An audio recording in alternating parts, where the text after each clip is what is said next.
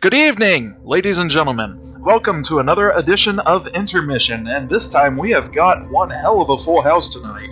Can't move elbows! Usually we've been playing around with about 3 or 4 people, yours truly included, but this time we have a wonderful 6 people in the peanut gallery with us tonight. Oh yes. And Lord, it's gonna get real cramped, so but that's half the fun of it, you know? If it blows up in our face, I can always blame you guys. I call the couch shotgun. Super shotgun. I get couch. Oh.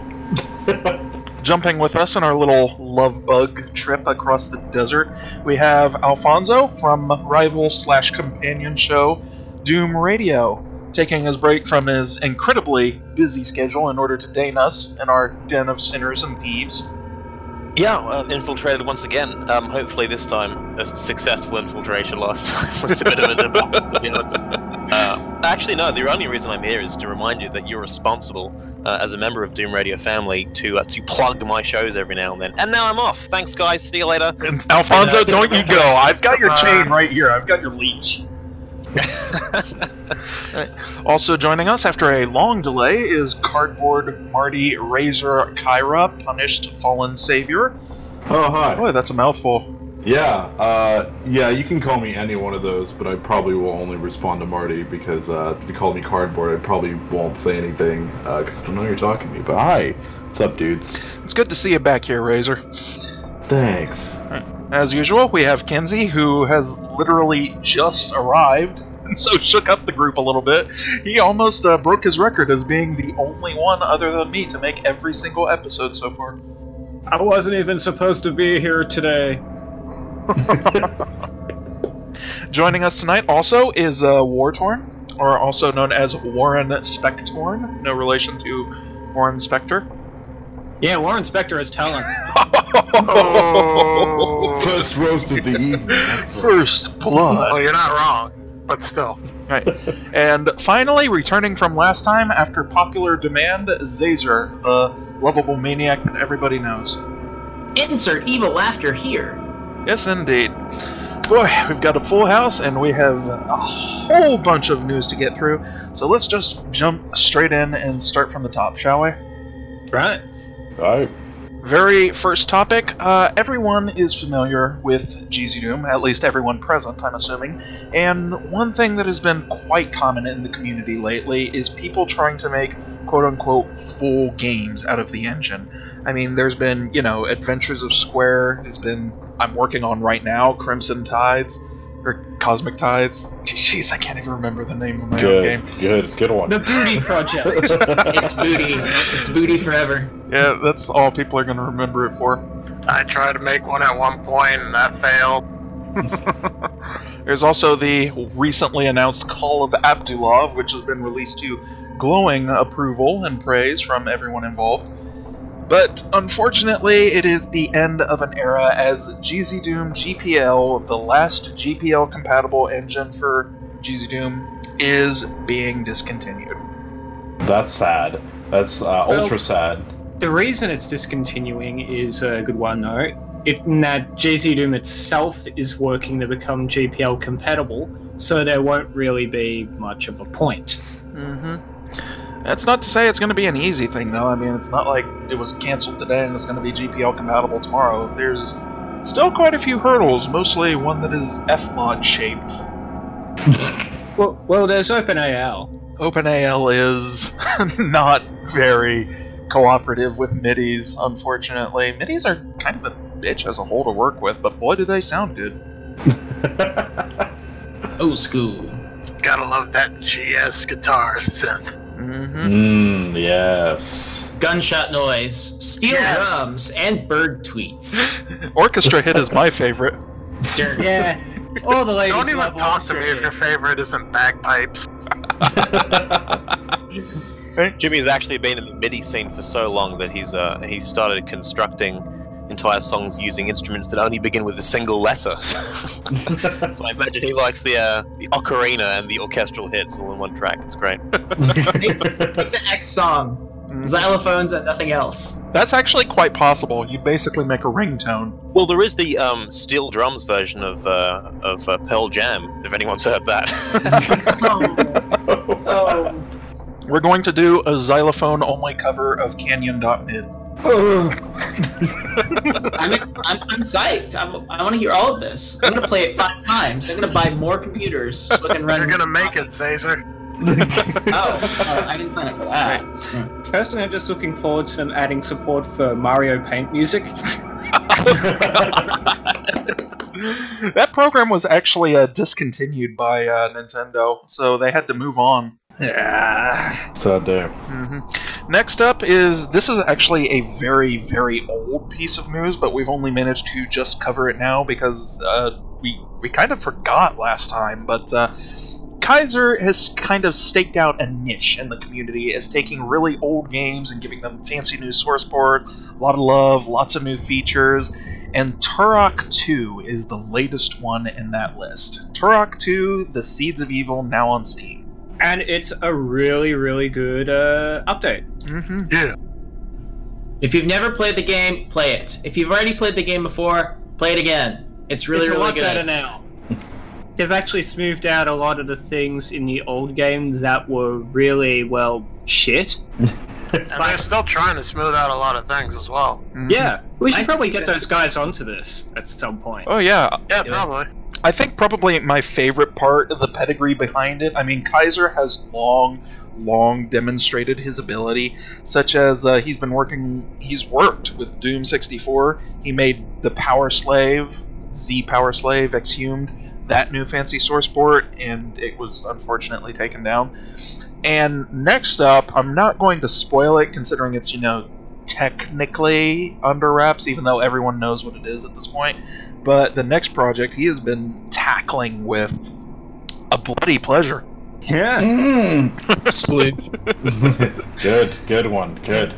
But I think probably the best part about the Turok 2 source port is one of the devs that has worked on it, he has possibly the greatest thing to put on his resume.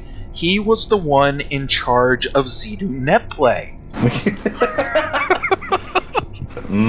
Well, when you have resumes like that, you pretty much never stop getting calls for jobs. Hi, Edward. Are you busy right now? You are? Ack. But yeah, good job, Kaiser, Quasar, and Edward on getting Turok 2 out. It is a great update. Really is. Fantastic update. Really looking forward to the next one. It's going to be very interesting. Hopefully, You're gonna say it again. hopefully Night Dive will be a little more forgiving towards your legal issues in the future. Your extracurricular activities. Alright, next up is, we have some competition, technically. Vaguely. I mean, not exactly. Competition is a very big thing in the podcast. I mean, of course, people can listen to podcasts. We're not exactly trying any rivalries here.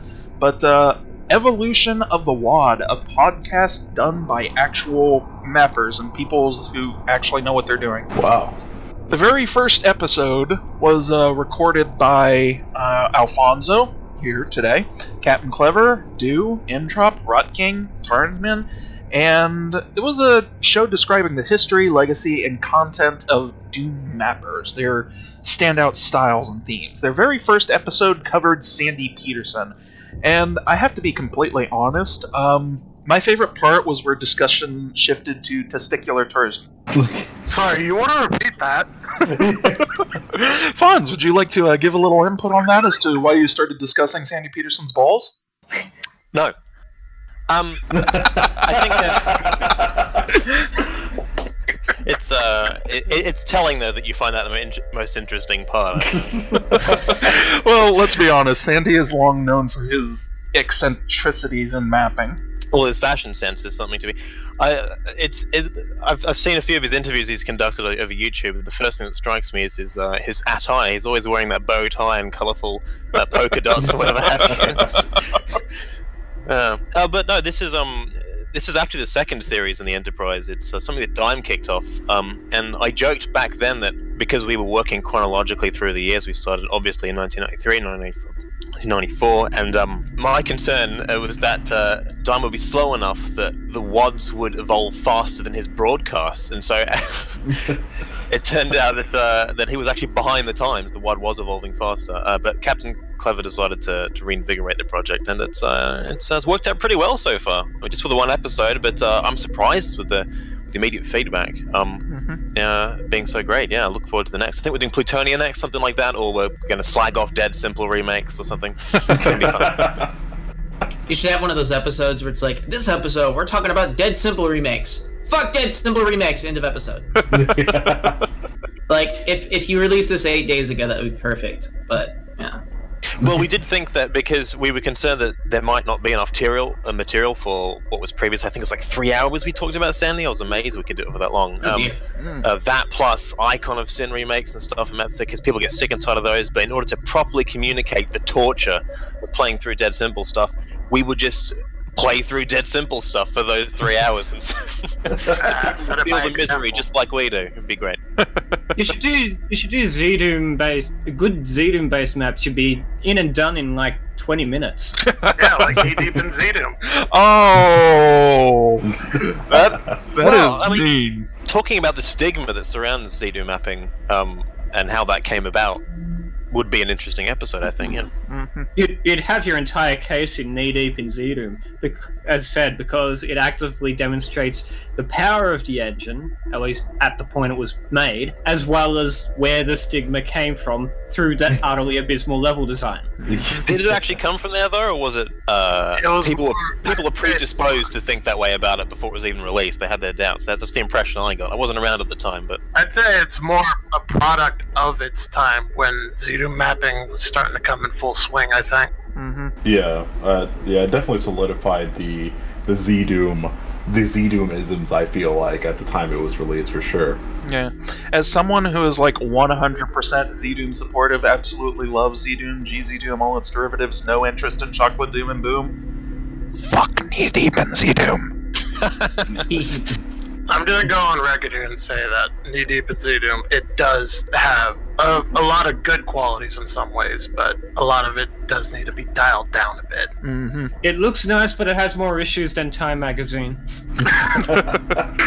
Well, That's like my new favorite like quote. that. I'm stealing that forever. Honestly, that's kind of like Tormentor's style as a whole. I mean, the stuff that he makes looks incredibly beautiful. The presentation is amazing. And it's the stuff you'd show off to someone just to make them gasp and go, cool! And then you play it.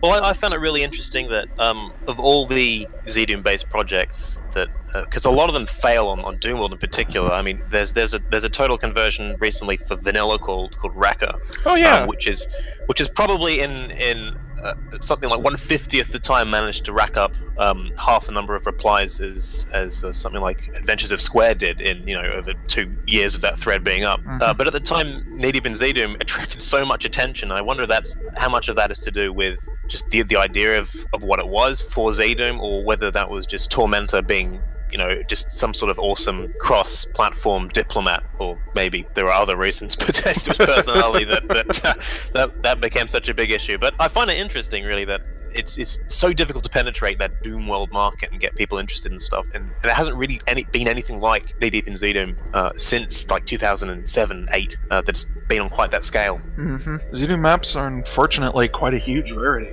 One thing that's kind of interesting in retrospect is between the dev time and kind of the end product and how people feel about it in retrospect, Knee Deep in ZDoom is kind of the Duke Nukem Forever, the Doom community. There you go. Probably not the first person to make that observation, but sitting here thinking about it. Well, I'm looking forward to Blade of Agony Knee Deep in ZDoom's world tour. Going back hastily to Sandy Petersen, he's actually not too far away from Tormentor in that he kind of gets a bad rap for a lot of the questionable decisions behind the WADs of choice. And sometimes it's a little bit unfair, because I think it's safe to say without him, Doom 2 simply would not exist, right? I think that is correct to say. I think it's like we said. I think the conclusion we came to was that he was a modern mapper before we had modern mappers, because he was really good at reconstituting ideas that were purposed for one thing, and then he'd take like barrels, for example. I'm pretty sure Romero would have recommended them to Carmack as something just to help jib monsters, because that's cool in action. You know, there's that clip of him in id Software showing his girlfriend at the time, or someone else in the office, you know, how cool it would be to jib a zombie, and he'd go off his head, and that was quite scary, actually. He was quite psychotic. But Sandy takes that idea and he does his own thing with it, and that approach really defines Doom 2. And people they say they identify more with Romero, and this was a point that Tarnsman in particular on that episode pushed. When in practice they exhibit a lot more of Sandy's styles than they realize, because he was a pioneer in this area. And I disputed that at first, but I kind of see what he's talking about. And like in Chasm, you have those console switches that have worked their way into P-words a lot these days. So it's interesting to see what people say versus what people actually put into practice. That said, no one seems to like Doom 2 as much as Doom 1 in the public sphere. I mean, in Doom World, yes, but I think if you ask the wider Doom community, they all seem to harp on about Doom 1. But I think Doom 2 is really the heart and soul of explorative mapping of the sort that Sandy really brought to the fore. It's great. I like Doom 2. I'd say, honestly, Episode 4 of Doom 1 is probably my favorite. Yeah, Episode 4 is great. Great. It showed that they all collectively just learned their lessons from previous projects, and it just really paid off an explosively great episode, in my opinion. Speaking of maps, Lingaka has cemented his position even further as the final boss of Doom World, and he has made history by making a new map without actually making a map at all. This is amazing. I mean, this guy... I wonder how much of what he does is just so tongue-in-cheek. He's like subverting expectations, and obviously he has unparalleled understanding of the inner workings of the game, and there's no way that he would have created the Doom Movement Bible otherwise. But he's so tongue-in-cheek. I don't know. Maybe it's just part of how long he's been in the community, and it's like, all you millennials with your fascination with the Doom World Megawad clubs and all that shit, and all the drag. I wonder how many drag and drop people would have just taken the file, dropped it over their source port of choice, seen that it just doesn't work, and then put it in the bin.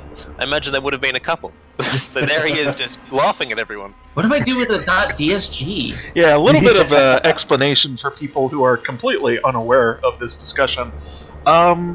Okay, let's talk technical for a little bit. A lot of maps for Dooms come in WAD format because, you know, where's all the data? Carmack set up the WAD format so that it could hold data externally, and thus when it's loaded into Doom, it reads that file, sets up the game according to all of the data inside that file, and the players run around and place it. Lingaka has made a map that does not involve a WAD file at all. He has done what is called Antryway, a small vanilla level, and instead it is a save file. Just that concept alone just really sells me on it. I'm all right, yeah, let's do it. Yeah, that's amazing. Yeah, see, the way it works is that when Doom saves a game, it doesn't take a snapshot of what's going on and then tuck it in for later. What it does is it takes a record of every single entity, line def, and actor that is currently in the map at that position and stores it away in a file so that it can just instantly reconstruct it at a moment's notice. By taking the save file and editing it, what Lingaka has done is it loads up the level wrong, and in doing this it creates a completely new level. It's just... Yeah, that's something else. I like this ongoing thing of mad science with the engine. Oh yeah. So I'm interested to know what the limitations of this is, because in the post he says that this can only be executed using a vanilla exclusive source port like well, it probably has to do with the fact that various source ports tend to change the way it serializes save games and such. Right, So right. the formats, like in the case of ZDoom, it's a more of a text-based format now. Or JSON, I don't quite recall offhand. Yeah, But- JSON. but it's massively different from what you'd expect from a vanilla capable engine. So save format is completely different.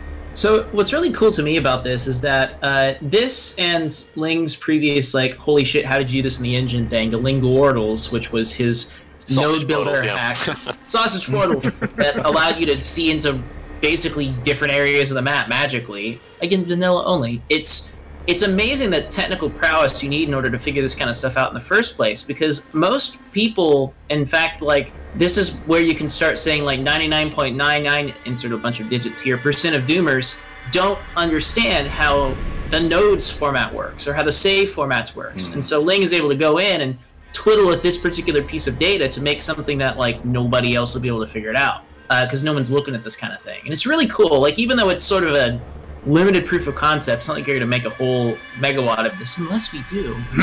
It's just one of those really friggin' awesome technical achievements that A is kind of a capstone of here's all the cool shit that you can do when you know how the engine works, and B is kind of sort of like a screw you guys, I found something new that nobody's ever done before. Bam.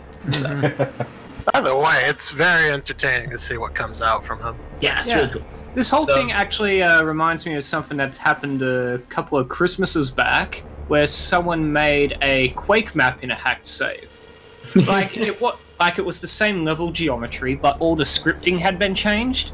So it was this little mini level set in like one area, like one room of one of the pre-existing id1 maps. So you'd be grabbing items and fighting monsters in this sort of script based on like the 12 Days of Christmas loosely.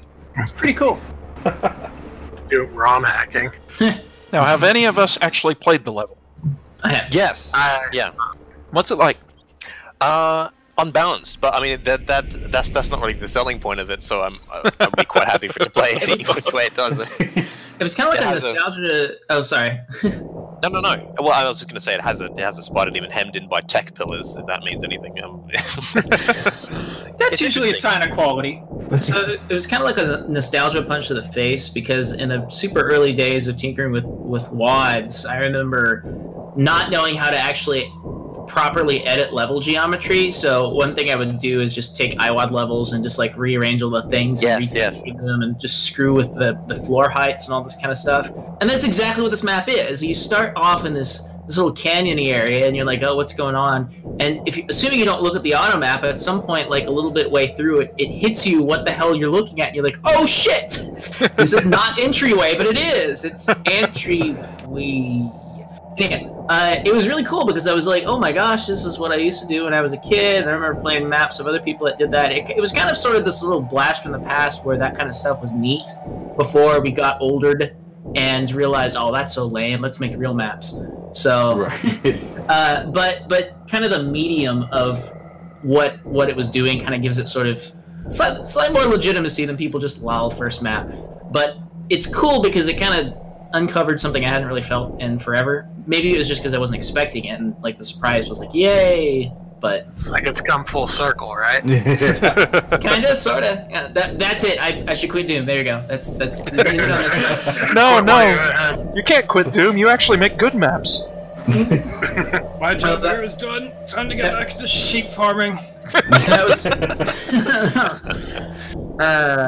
Then next up, Aeons of Death.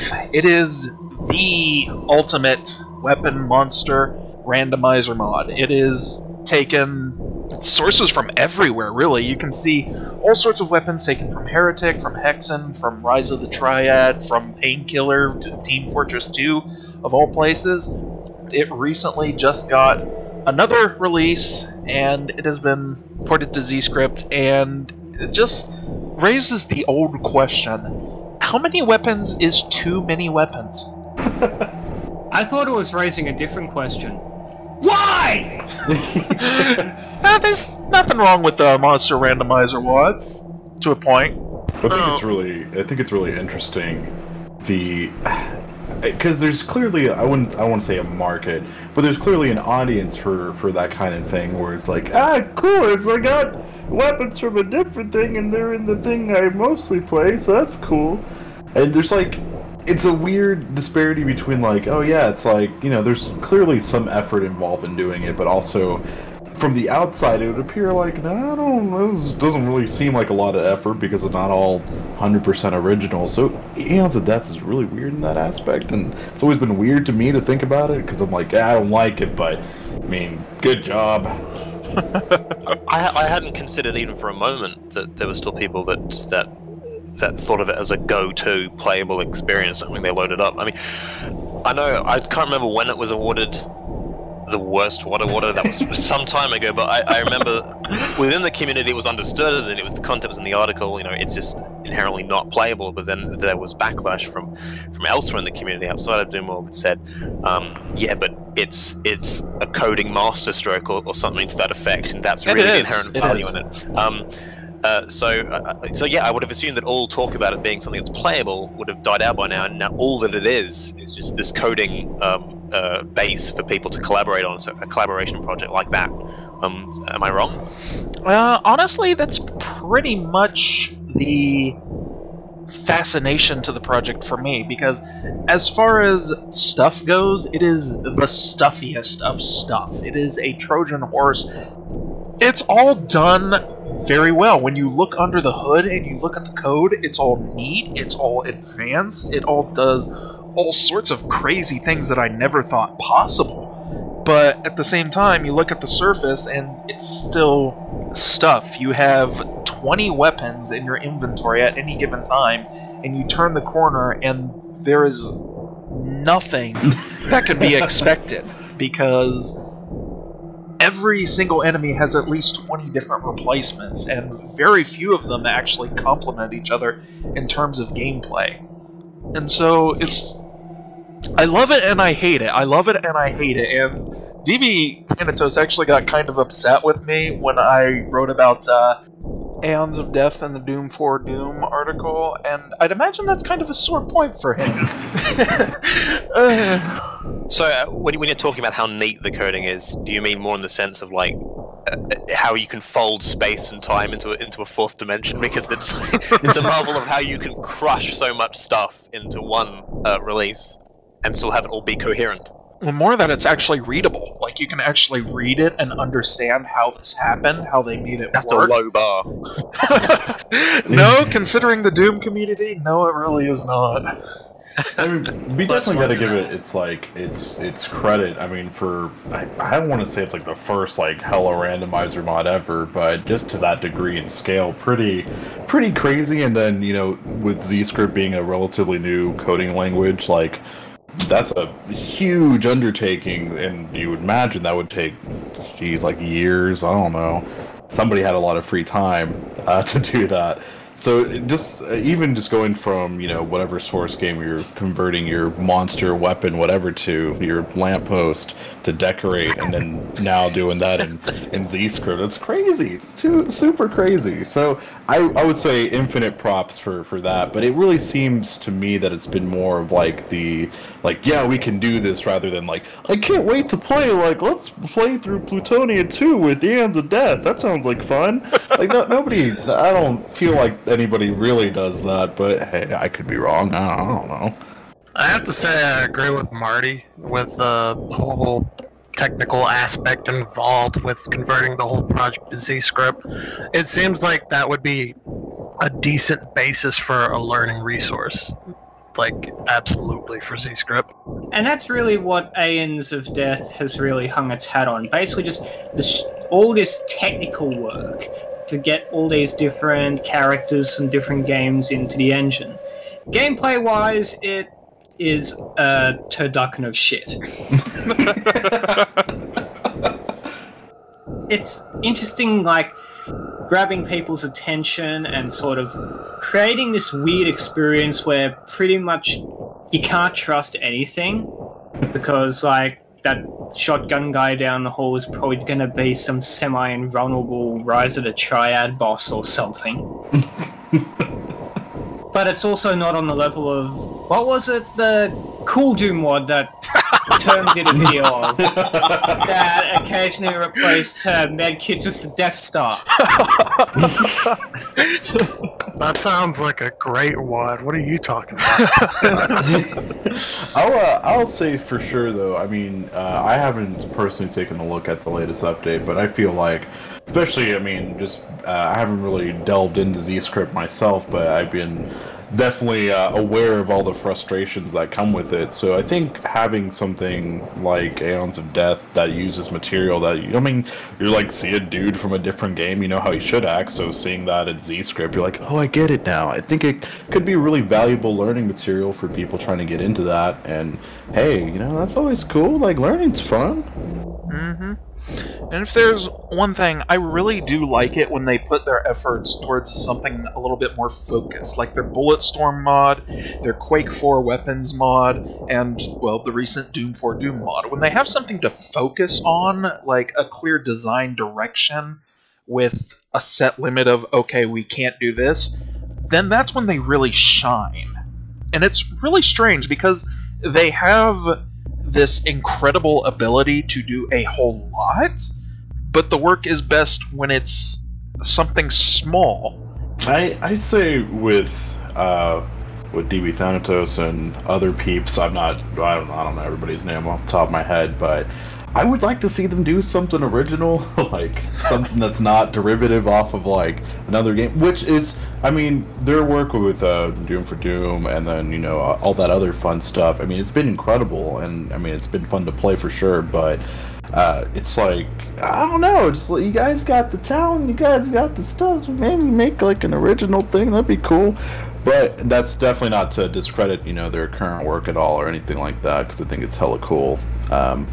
But it's, you know, just especially with the super hella ZScript undertaking, like, it's sure to break some kind of new ground, and you know, you're gonna get new people coming in, just like, how do I ZScript? Like, what is that? And you know, look to Aeons of Death of all places for their first WAD. Here, this dog's breakfast will be your documentation. I mean, my only remaining question is, well, it's like Voltaire said way back when: if Aeons of Death didn't exist, would it be necessary to create it? Honestly, I think yes. I think Aeons of Death is probably the perfect demonstration of the natural pros and cons that come with any sort of randomizer WAD and massive, huge undertaking. It is the randomizer WAD to end all randomizer mods, and if it weren't for that, I think people would still be prodding at it for a lot longer, perhaps even today, still trying to outdo each other. But there is no way to outdo Aeons of Death. You simply can't. There is no way. Well, checkmate atheists. And so, because of that, people start looking at other avenues, because the nature of the creator is that of experimentation and trying to figure out new things. But this does bring up a question about Aeons of Death itself. Let me pose a hypothetical question for you guys. I want to hear your input. Yes. We hear a lot of criticism from quote-unquote modern shooters about weapon carry limits, like 2 weapon limits, 3 weapon limits, that sort of obnoxious nonsense. But then we go back to the old games like Aeons of Death, and it gives us 200 weapons. So, which is worse? A 2 weapon carry limit, or too many weapons that make each other redundant? I think the answer to this question is like a shrug, but like a really inquisitive shrug. Because honestly, I think the worst one is a weapon carry limit for a game that's not designed for it, or vice versa. Like, where you're like, this really just don't need 17 guns right now. I could really use a solid 2. I mean, it really depends. The game like Doom, do you need like 23 weapons at any time? Like, I really need these 3 variations of this revolver. One with a scope, and it's a separate weapon, so it's not the same one as the one without a scope, but the scoped one, it fires a shotgun blast because it's dehacked. I mean, it really depends. I think from the outside, I'd prefer like a more curated arsenal where, you know, care was put into it, because I feel like eventually you're just gonna get like you're pressing the number 3 on your keyboard and you're cycling through the single shotgun, the double shotgun, there's like 2 double shotguns, the quad shotgun. It's like, God, yeah, I'm just gonna just use whatever's fine. Maybe just make a whole arsenal that's fun, then, you know, that's, what, like 7, 8 weapons max? I don't know. I mean, not that we're seriously about to, you know, judge Aeons of Death again on its playability, because I realize that the nature of the question is supposed to be, you know, more meta than that. But you need immediacy when you click on a button. You know, the button needs to be assigned to a certain school of weapon that responds well to how the monsters are behaving, and so that's the beauty of something which is like the stock weapons in Doom. When you hit 4, you know you're you're getting a pain locking gun in a chain gun or something like that. So right. and so when you have all these weapons, they don't all precisely fill that function. You find, well, you need to put them on somewhere. I only have so many keys. They need to go on, what I'm going to put on 8, 0, 1, and it doesn't always match up with that immediate need to respond to the monster in a certain way. I think ultimately the worst, like you said, what's worse, a 2 weapon limit or no weapon limit? I think the worst one is a 1 weapon limit. Blizzard's been making $1 million off that for a while, so fuck me, right? Not a fan of devil daggers, huh? I disagree. I think if you just, I was toying with the idea of a pinball mod in which monsters just fling pinballs at you, and your only weapon is just to swing your arms and back straight back. That would be cool. We're not judging. We want to see that through. Finish it. You have my attention. Your arms. You have my attention. So, Kinsie, just to make sure, we are still going through with that idea of every single different iteration of the shotgun for Metadoom, right? Oh, of course. I just think that really, like, within the context of Doom per se, I mean, not that I don't know. I mean, besides whatchamacallit, that Call of Duty mod that I can't think of right now, but I really should know. Railguns Advance 2. Yeah, there hasn't really been like a 2 gun limit in Doom ever. I can't think of one anyway immediately, but I guess but in the genre as a whole, I think it really you can feel when a game's meant for it, and you're like, all right. I think just like as a bullet point list thing, I mean, having a wide variety of weapons at your disposal with unique functions is always more appealing than you get to carry a small gun and a big gun, and it's up to you, but you're probably going to be using what we're going to give you. I just like the creativity to approach a situation. However, I don't really feel like a 2 gun limit does it most of the time, but I don't know. Mm-hmm. Walk softly and carry 2 big sticks. I'd buy it. Can we carry a 3rd though, or would that be unrealistic? That would be left for HDoom, I think. In the context of Doom, I have to say, yeah, I agree with Marty in that. If the design of a game or its mechanics cater to it, having things like swappable weapons and more options is never a bad thing. But this is a but. It depends on how many options there are available. Because having a ton of options, well, I mean, yeah, it's great, but having to carry out every single one, that's not great. So this is a fun callback. Turok 2, for example, has a crap ton of weapons. There's like 20-ish weapons in the game. Wow. And they all do something unique.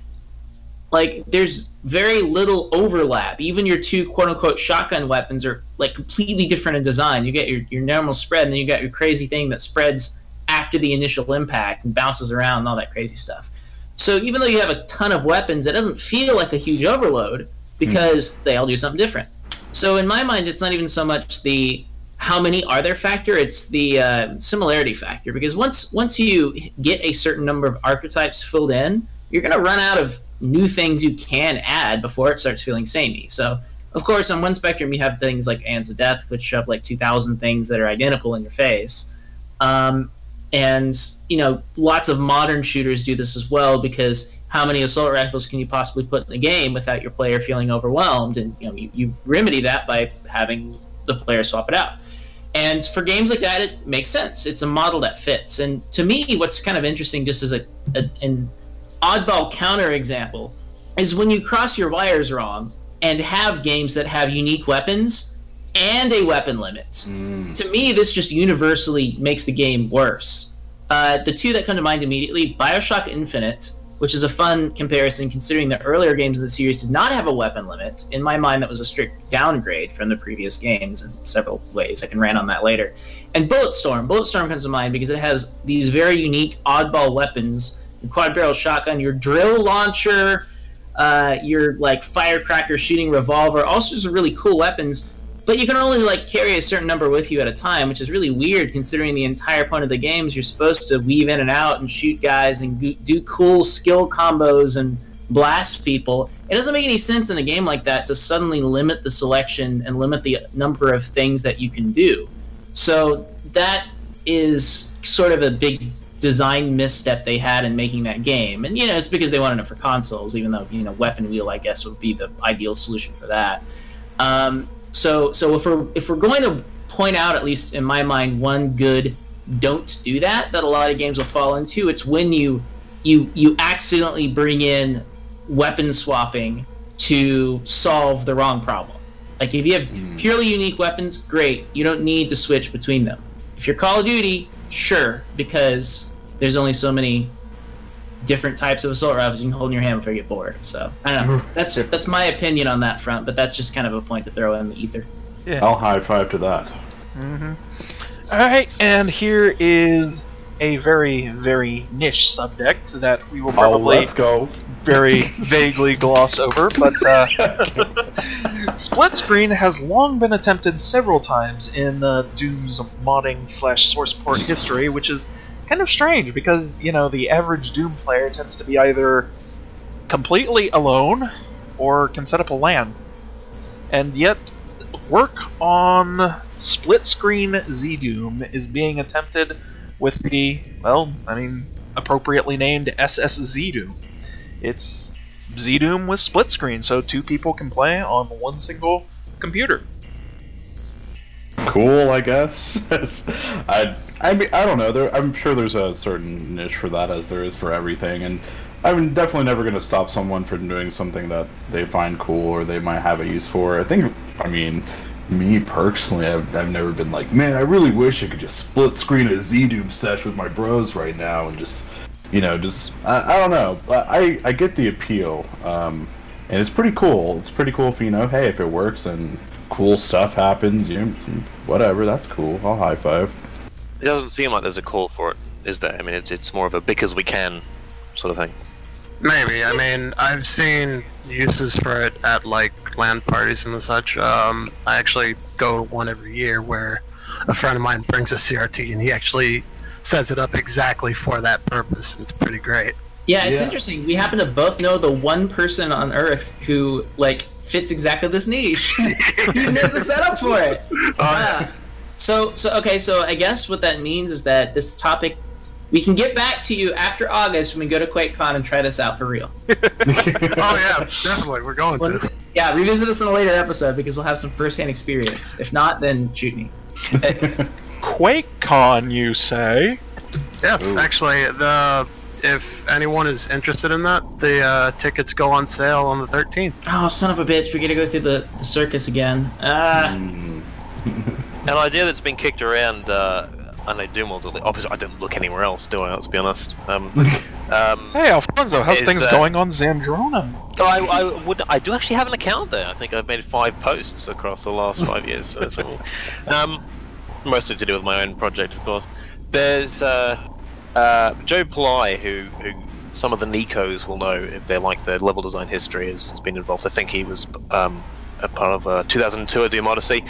He recently suggested a convention for all our wadsters to get together, and it's been brought up in the past quite a bit. And it's always been shot down because the logistics of it probably are too difficult to realize. And but I think these days you could probably make an argument that it's justifiable. It's worth doing. I mean, the obviousness of the history with Doom and its community continuing to build as we move forward. It feels right now more than ever that we, you know, if we can, have organized some sort of gathering of minds, even if it's just a small one somewhere annually.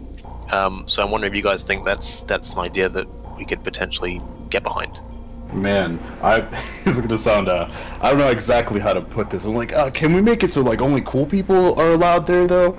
But I think it also, like, the more broad thing, too, is that, man, the Doom community is so varied in interest and range and stuff, which is really cool. Just thinking about, like, it's a whole gathering of peeps from, like, everywhere, you're just like, man, that'd be crazy. I think it's cool. I'd be down for it. Definitely gonna be some weirdos. Be cool to interact with the weirdos. I mean, imagine conducting this discussion live in front of an audience. I think that'd be great. Yeah. You know, I mean, with our panel of 6 people, would probably be equal to the number of actual people in the audience. But I mean, we'll just have to take that on the chin. It is something to consider down the line, but I do want to issue a word of warning because there is another community that is at least 3 to 4 times the size of the Doom community, and they tried their own specific unique con as well. God damn it. Ouch. And, well, let's just say it was the pits. The ball pits. Nice. I knew I'm it. so glad that was brought up. Best. I was like, is he talking about the ball pits? Yes, he's talking about the ball pits. Ball. Yeah. Well, bang goes that application. Yeah, the thing with this sort of thing is that they almost certainly have to piggyback off of some other larger convention, like Quakecon or PAX or whatever. And a lot of people in the community are sort of geographically isolated, so it's something that not a lot of people would be able to attend because they're off in Australia or wherever. Poor Jimmy. Yeah. I do want to point out So that, I guess I'm looking forward to hearing about Sergeant Mark appearing at the Republican National Convention in a few weeks. As a serious kind of point to throw in that pile, I love QuakeCon. It's fantastic. I have a blast every year I go. It would also be extremely hard for me to go if it was not in Dallas. Like, I happen to live in the city where it's hosted. Cool. If it wasn't for that, like, I hear all the time of people in, like, the chiptune community I tend to frequent having get-togethers in places like Germany and other stuff, and I'm like, that's freaking awesome. Also, you guys have fun. I can't attend. It's extremely difficult for certain people to schedule travel plans or make it happen, money, this and that, all the other bits and pieces. So the logistics on an individual level are extremely high on top of everything else. Yeah. The solution seems obvious then. We just need to make a traveling van that tours the country. This right. Build like a kebab stand. Let's have a pop-out convention. It'd be great. But I also understand that typically whenever small communities, I mean, ours isn't small, but relatively speaking of the sorts of conventions that you might see, ours certainly would be, you get a lot of convention goers who, I mean, there's a big culture surrounding it, so I guess you call them con crashers. I don't know what they're called, but there'd probably be more people there who are just accustomed with visiting conventions than there are actual Doom-minded folk. Yeah, it's a really odd thing to think about. I think conceptually it's going to be like, it's a cool idea for sure, but yeah, just like Zazer was saying, I think like QuakeCon was brought up. It's like, oh, I could totally go just because of also my proximity to Dallas as well. Like, but you know, like with Doom being, you know, the community being spread far and wide, it's like be hella fun to try to get everybody, you know, get, you know, a sizable amount of people into one spot for however long the duration of the hypothetical con would be. Well, I'm looking forward to Doom ModCon being held in international waters. Sealant. Can we encourage Toasty-san and Kura-san to go there? Oh, absolutely.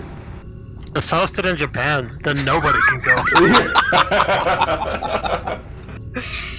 Now, speaking of QuakeCon, we're going to be shifting subjects a little bit towards a game that is almost guaranteed to be appearing there this year. Quake Champions recently entered closed beta, Quake Champions being the most recent iteration in the Quake franchise, a pseudo-free-to-play hero shooter type game. And we can't talk about things that are currently going on in-game, thanks to the NDA, of course, but thankfully... Are you going to start trying to bleep things again? Because we know how well that worked last time. Look, all I'm just going to say is there's a nail gun and a shotgun. Fail gun. It's like, can I even say how many of each there are, or imply dude, that there's more spoilers. than one? Atlas is gonna ban you really quickly. Wait, nail gun in the... What, do you peel it back like a banana? How does that work? It's like, what do we hope for in this game? Well, can we say who's like in the current beta? Is that against the NDA? I should probably read that shit. We should probably say who actually has an NDA against them. In which case, both Marty and myself. You're right. So we can't talk. You guys can. Right, Yeah. but it's like, even with the NDA and knowing what's in the game so far, like, complete pipe dream mode, what do you think would be really, really cool for this game? Like, should it be similar to Quake 3 Arena? Should it be its own thing? Should it be a Quake 1 single-player expansion campaign? Actually, yeah, I'd like to see a Quake 1 single-player. Yeah, it's like, you mentioned complete pipe dream, single player. Let's list all the things that are absolutely not going to be in the game, single player. That's what I want. Just get a gauntlet and run around dying, 'cause get the same experience. May as well. You know, okay, so it's hard to say because what's really weird is that there's a part of me that wants to say I would really like it to be a lot like Quake 3. Why don't I just play Quake 3? Jeez. Well, because it's Quake Live now. I don't know. Really nothing stopping you guys. So, Well, I mean, matches still do go on live, and as far as I know, they still go on 3 as well. Well, it's just a certain level of classicness is all I can really kind of hope for. You know, good movement, actual weapon placement in the maps, no loadout-y things. Hopefully the class thing doesn't like completely turn the game into pseudo Overwatch, which doesn't seem like it was from the super early previews that I'm not supposed to discuss. But you know, you never know. This is really sign interesting. an NDA at Quakecon, and which I absolutely did not. Yeah. And which I can say based off what I saw at the Quakecon reveal last year, the movement does look super good. A lot of it is very much Quake to its core. Yeah, I'm not doom and gloom about it. That was not even remotely supposed to be a pun. I think, without saying my current experience in it, pipe dream stuff, I just happened to recently learn that it was going to be like a free-to-play-ish thing. So I'm pretty sure there's articles and stuff about that, because I remember bringing it up and Wartorn was like, yeah, dude, didn't know. So I was like, oh, no, I didn't. I like the aspect of a game that's going to be constantly evolving. I guess normally, you know, when you put like a game out, well, okay, used to be you put a game out and you're like, that's it, there's the game. You know, nowadays, of course, you get your DLC pockets, your nice season pass to Six Flags Over Texas, all that fun stuff. But like, you know, I like the aspect of an id Software game. Quote, I don't know. I didn't really dig that deep into it. I saw their name somewhere, maybe, hypothetically, I don't know. I like when I first, at least, you know, when Quake Live was being a thing, I really liked, or I guess, you know, was first birthed into the ether. I really like the aspect of a game that was going to be like continually like, hey, like here's some new maps this week, and here's a new thing. So I like the vague idea that that's what Quake Champions could be. Yeah, and I hope, you know, like, hey, cool, I have some cool characters in there, apart from the people that are already in there that I can't tell you about. I know very little about the... I'm not sure even what the genre is called. Is it arena shooter? Is that right? Yeah. Right, okay. I'm the current climate surrounding that, because the only... Really, outside of Doom, I don't play many modern games, but I'm sort of vaguely familiar with StarCraft 2, the RTS scene, that sort of thing, and the complaints around that have been it's not very accessible to new players, it's really fast-paced, and so it's quite alienating, ostracizing in that way. And without looking into it too much, I seem to get a similar impression with this genre and in arena shooters, and I'm wondering, again, is there a risk as a new player coming in that I'm going to be shut out with Quake Champions in the same way that lots of new people are for something like StarCraft 2? Well, with Quake Live, which this game is effectively based off of. They introduced things like respawn timers at power-up spawn points, and holding down space to sort of semi-automate bunny hopping and that. These little conveniences that take some of the annoying bits out of advanced techniques. But there's still, of course, the issue that you will be instantly killed over and over by hyperactive Germans who have been playing for like 3 decades.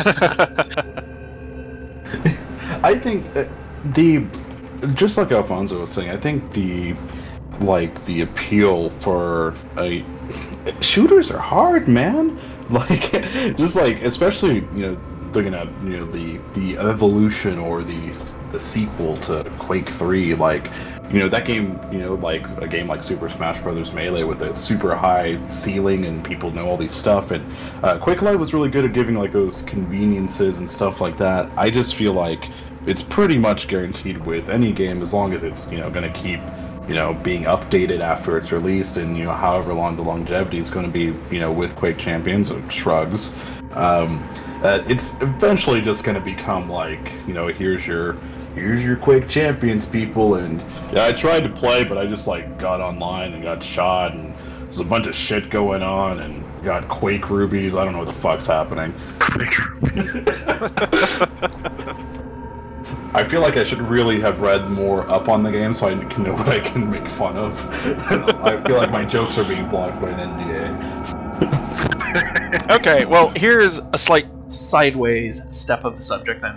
Whenever people think of Quake, there's always just one thing that comes to mind. Quake multiplayer, Quake World, Quake 3 Arena. You have taken the lead, quad damage, humiliation. But it's like, where is the Quake single player? So, the question we have to ask though, what even is Quake single player? Like, okay, so everybody, in our Doom community is most attached to Quake 1. That's the one we all know and love. But when you consider the single player Quakes 1, 2, and 4, they're all totally different games. Like, 4 is basically Doom 3 again, in a way. And it's such an outlier. It's really, really strange.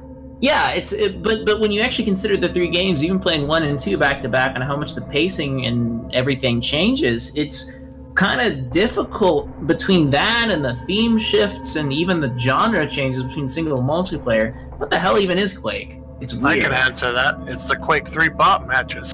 Okay, there you go. Maybe that's the question we should ask. Is Quake Champions gonna have bots? Yes, problem solved. So the thing with so Quake's history has been very, very weird. After Romero and Petersen left, there was nobody there to push like the Cthulhu-style world that they had developed for Quake 1. So they wanted to do something new. And they were developing this game that was codenamed Quake 2 because it used a modified version of the engine.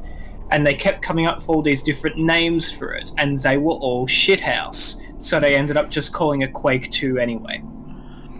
And even the history behind Quake 1 itself is a little mixed up, isn't it, Kinsie? Oh man, that game just went through development hell. It's like it started life during... The first plans for Quake were during the Commander Keen days, and was basically going to be id do Ultima. And once Doom became successful, they started building up the new tech to do like this medieval fantasy game sort of thing, and that it just basically fell apart during the making of that game. People were making tons of maps that they had to like redo and throw out, and that as the engine was being built, and in the end they just got burned out and built a Doom clone. It was a good Doom clone, but it was a Doom clone. I think the most more so than when Doom 4 was being hyped and that we're leading up to the release of Doom 4 or Doom 2016, however you want to call it. Deform.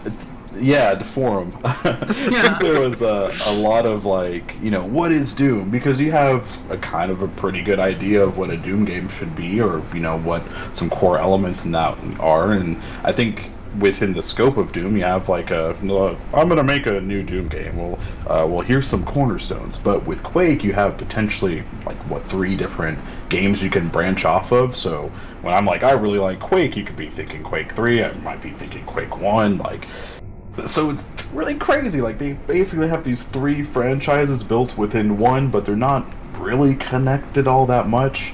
I mean, really tenaciously, I guess, with Quake 3, but, I mean, I don't know. It's crazy. I don't think there will probably be another, like, single-player, like, Quake game, really.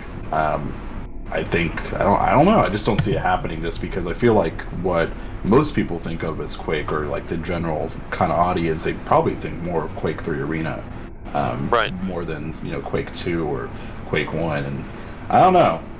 I think if there's going to be any kind of continuation of Quake on a single-player basis, it'll probably be more with, like, the Quake 2, Quake 4 style, that kind of thing, and I don't think that's really gonna go anywhere. I'm not entirely in agreement with that, Marty, because, like, yes, Quake 3 is the most dominant part of the series because of the whole multiplayer grabbing the zeitgeist thing, but over the years I've noticed that with the new id, which is a weird thing to think about, there seems to be more of a nostalgia for the original Quake, both at id and at sister studios like Machine Games. Right. And they also seem to be really fucking sick and tired of the goddamn Strog. I am. Like, Yeah. I don't even think there's like a reference to the Strog in Quake Champions yet. I couldn't even say if there was. No, I agree. I think it's kind of hard to say. Yeah, because with the new id, so to speak, I think anything is really possible. But just kind of based on things that are going on now, it's really hard to envision. Like, it's Quake 1 again. Here's the Quake 1 Part 2. It's Quake 2. Shit, Quake again. You never know. I don't know. They really can kind of throw that up in the air, I guess, at this point.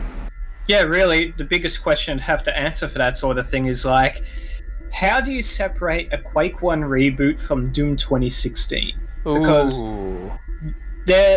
Doom and Quake 1 shared a lot of the same sort of beats. Mm-hmm. So how do you make those distinct without losing the Quake 1 flavor? And I think that would be a really interesting challenge for a studio, not necessarily id, to face.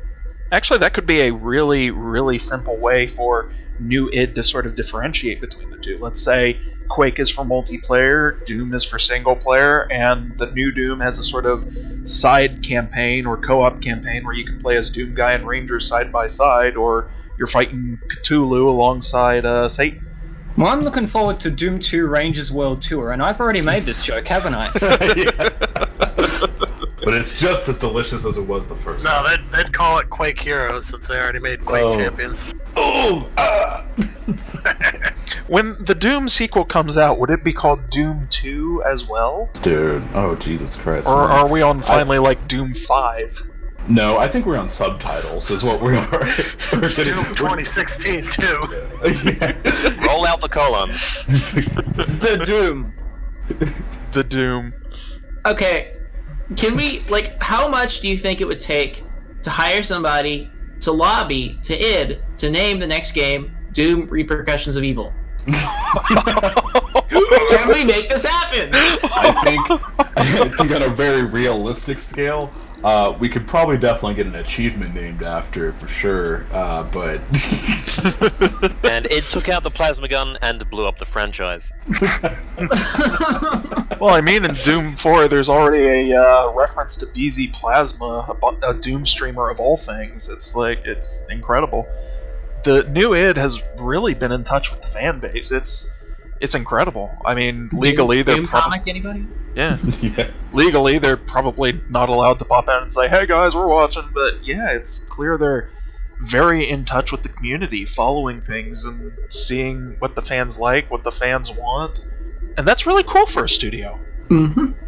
Yeah, they've talked about this a bit. Like, Doom 2016 is the first game that it has released during like the streaming Twitch generation sort of thing.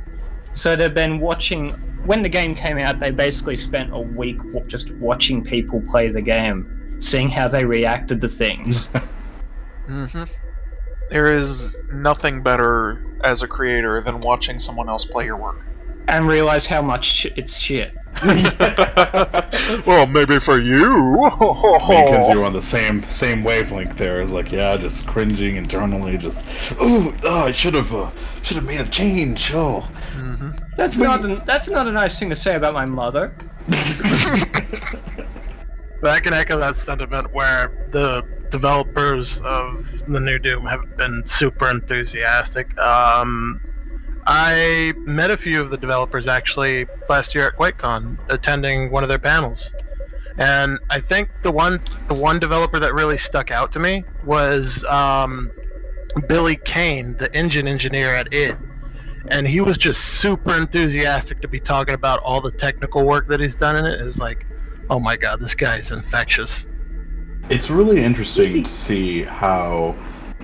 Especially when the concept of like a Doom 4, like, knew it, Doom 4, this is gonna be bad, you know, and then, you know, you're reading up on all like the interviews with, you know, various people involved, and they're all saying, you know, they're really excited, and then now that the final product's out, you can tell that it was really fucking genuine, like, yeah, we're working on a Doom game, guys, like, it's like, damn, that's cool, that's like the best way that could have turned out.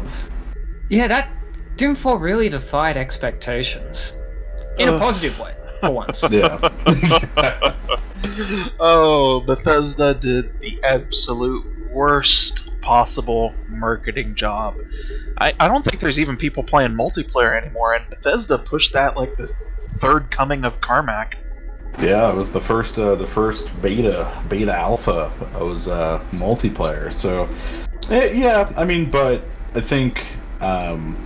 I don't know, I think with something like, you know, unfortunately with something, you know, when you're marketing something, you're trying to reach out to the people who are going to buy your games, all about the shooting the other peoples in the multiplayer, which definitely, as, you know, as evidenced by probably invisible, like, non-existent servers in Doom 4, you know, is not the game's strong suit, and I have a feeling that they'll probably, I don't know, take that to heart and maybe shift their multiplayer hard on over to Quake Champions, a game which I cannot talk about. I know I know game developers, as soon as a game drops, they talk about it in a post-mortem style, which is more of a formality, I guess. But do we feel like because a game's success these days is largely down to whether or not it survives in the public domain, still being talked about when the next title hits. As we know, that's going to happen with Doom 4 (2016). But at least looking on, hey presto, Doom World again, and the forum that we have there, and it used to be quite vibrant. I think we're down to like one post a day, maybe less than that. And the only questions that seem to crop up are, you know, what can we expect of Doom 2? Do we feel like we've entered that post-mortem phase, like the game has already seen its heyday, and now it's just all eyes look to Doom 2, its sequel? I feel like we're like in the middle, like a nice firm like transitioning period where like that game is really good, like, you know, it's anytime I feel like Doom 4 is being brought up, it's like, because it's fucking great, but it's not quite like, I can't wait for the next one, it's like implied, but it's not quite there, like, wonder what they're gonna do for the sequel. At least from my personal experience, it feels like, you know, the hearts and minds are still on it at the moment, haven't quite drifted away. I feel like it'll probably come pretty soon. I think probably once Quake Champions rolls out and does like an open beta or something, maybe people will be like, can't wait to see, you know, what are they gonna do now? I definitely agree with you, Marty, in that I have confidence in the sequel, just seeing, as you mentioned, how committed those people on the team really are, and so that sells it for me. There's also that another thing that keeps a game active is that you can only play through the single-player campaign so many times, and one of the things that really helps a game live on is its modding capabilities. And let's not beat around the bush. Snap map, not ideal. I think, and I'm pretty sure everyone's gonna have differing opinions. I just think that ideally, yeah, you want to have like open capabilities for mods and stuff, and I understand that Snap Map was a compromise in order to like appeal to, you know, people in this very podcast, like I want to be able to mod, and having that, there being an active, modding community for Doom 4. But I understand that with a game, that very recent game, really feasibly like opening the engine up like that and stuff like that could pose issues and all sorts of other stuff, and like who's really going to use it, like is it worth it? And I think from what I remember various developers kind of talking about like stuff like that costs money too, to release modding tools, and a lot of that from what I remember, things like Saints Row 4, when they started to open up the modding capabilities of that game, there was basically a lot of people working without pay to make modding tools available. So I don't know, ideally, yeah, in the future that'd be cool, but I don't know if it's really feasible. And SnapMap might just continually evolve and be something cool in the next one. Who knows? SnapMap was sort of like, not only was it like, let's make custom levels to this game feasible for people who don't have like supercomputer like render farms or whatever. It was also because, well, so when you make mod tools for a modern video game, there's a bunch of challenges that have to be dealt with, like untangling your tools from your internal networks and version control repositories, and making sure you don't ship out bits of like expensive middleware that the creators don't want out in the public, and writing documentation, which is something I've probably railed about on this very podcast before. And all those things cost time and money that, for better or worse, many publishers and studios believe would be better put onto patches or additional content. Right. And there would also be the issue with Doom 2016 in particular. I know they talked about this during one of the Quakecon panels, but like custom levels for that game, like real custom levels, would probably be about a 2 gig download minimum. Yeah. Oh. Due to the mega texture stuff. And not a lot of people will be willing to download 2 gigs of data, especially with some of the data caps in some parts of the world, to play like myhouse.wad. the Doom 2016 version of 94 WAD. That'd be great. One thing that I do want to point out is that it took over 10 years for GZDoom Builder to reach the point where it is now. And as much shit as we give Doom 4, it is very, I don't want to say unreasonable, but the way that they got SnapMap out in and of itself is a miracle. And I guess the biggest question of Doom 4 modding in the future is whether people are going to want to stick with it and make their own versions of cool tools, and more importantly, if it is going to want to release the source code so people can mess around with it. And that's a very big question mark, considering Bethesda is not exactly generous. Well, history seems to suggest that even if they did, I mean, it wouldn't necessarily give the defibrillatory shock to the modding community that we might anticipate. I mean, Doom 3 Phobos is still hanging in the wings and has been for like 12 years at this point. I don't think it's entirely fair to say that Bethesda is completely against like source code releases. They did a Doom 3 BFG and Arx Fatalis, if you remember that. That's right, my mistake. But id Tech 5 is internal Bethesda only, and I don't think they're even like giving id Tech 6 out to other studios. I think that was just like a Doom specific version of the engine, that, and instead they're just going to share their like tricks and secrets with other Bethesda studios as when they ask. It's a weird situation, but basically id's time like licensing engines out and being the forefront of technology in PC games, in selling that technology to other studios like Raven and stuff like that, that is effectively over. And companies like Epic with Unreal and Unity and so on have taken over for better or worse. Typically for worse in certain situations. Fucking Unreal editor. Let us ship the editor instead of having to download it from you. I mean, just like really quickly build off of what Kinsie was saying earlier too. I think feasibly, people that are probably going to be able or have the ability to make maps for Doom 4, at least let's just say within the time period, like within the, from its release to a year out, probably are more qualified to have an industry job, than most of us here. So I get it, and I think with the next iteration, whatever, Doom 2 Part 2, Chapter 2, whatever they come out with next, I'll probably see more of a expansion in Snap Map, because I feel like they put a lot of effort into that, and hopefully, it'll be cool.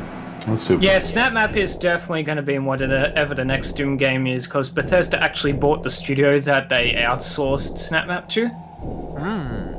So that's definitely going to be an ingredient in the next game. Interesting. Just in closing, for me on SnapMap, I haven't actually experimented with it at all, partly because I haven't played Doom 4 at all. But just to philosophize, because I was interested when I discovered that the only 12 monsters at a time limit. And this is going to sound incredibly naive because it's Doom and not Doom 4, but experience in the community with working within limitations to create creativity, I'd hoped that would lead to some interesting things, but it's different in Doom, of course, because the AI of the monsters and the functionality is so singular, right? Whereas Doom 4's monsters operate better just without a sort of contextualized space. So the level design isn't as important because fighting them, as long as you have a gun in hand, is fun in and of itself. So in Doom, you can have a limitation on monsters or something, but you can provide the level design that makes for an interesting encounter, whereas you don't really have. It doesn't seem to me, bearing in mind again that I haven't used Snapback, that you have that luxury, especially with the prefabs that you have on offer.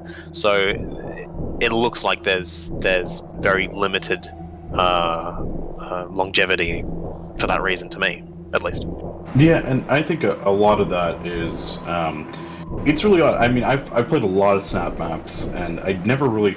Sometimes I'll feel that that monster limit, and I'll be like, I see it. You're the ceiling.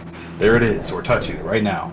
And I think with I don't know if it's necessarily something that kneecaps Snap Map at all. I think on the surface level you're like, oh, that sucks. But I mean, playing a lot of Snap Maps, I'm like, okay. I mean, with the gameplay of Doom 4, I get it, and it's not normally really like a huge issue.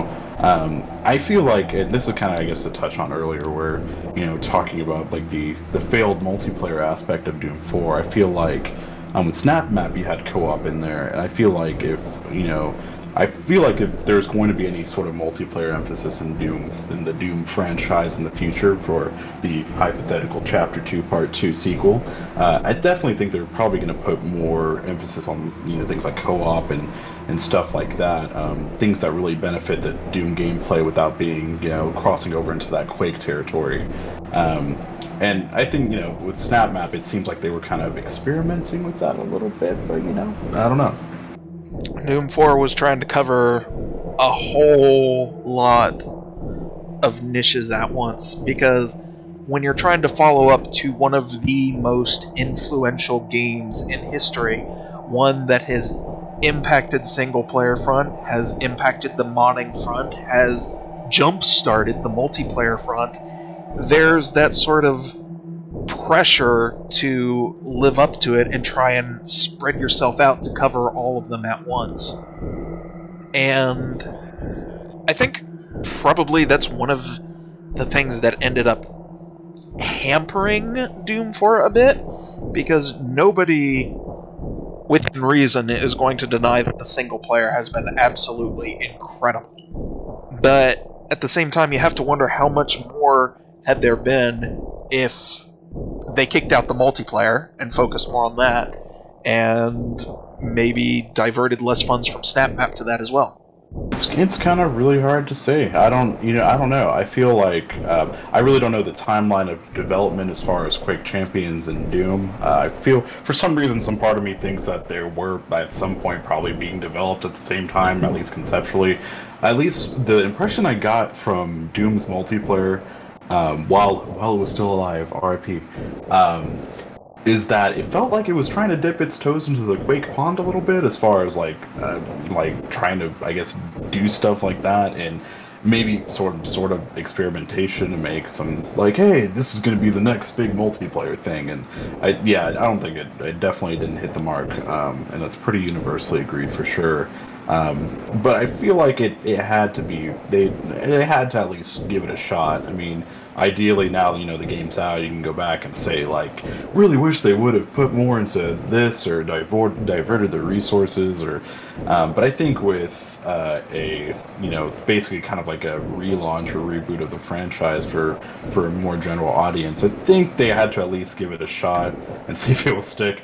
Granted, you know, it definitely slid down the wall and left a nice slimy grease trail and walls ruined forever, but you know, hey, gotta give credit where it's due. At least they tried. Definitely tried. I just want to point out that we have been going on now for about an hour and a half. Damn. Oh yeah. There is no way we are going to do our usual what have you been playing, what have you been working on, little discussions. So, perhaps it's for the better this time. Actually, I am curious what the audience thinks. Do y'all like this purely discussion on news, reaction, our own opinions on events? Or are y'all interested in what we've been playing and what have you been working on as well? Boring, needs more eugenics. Come on, shovel them in. Well, that being said, I think it is probably good to cut it off here. And next time we will start going... Well, we'll see how the feedback goes. We'll see how it goes. Thank you all very much for coming along. We certainly had a very full house tonight, but it was interesting hearing everybody talk. No problem. How about a permanent invite next time, asshole? Yeah, you've got about 2 minutes until it expires, don't you? Oh, shit. Yeah. And... User in your channel was banned from the server. There he goes. Oh, that's fucked. Oh, there he goes. Wow. Man. Rest in peace. That's our second podcast now. I've been witness to 2 already. I don't know if I want to continue being on here. Yeah, thank you all very much for coming along. It has been fun. Yep. And with that, have a game. I will see you all next time. Bye. Later, mates. Look both ways before you cross the road. Don't talk to strangers. And I'm not your real dad. I fucking knew it.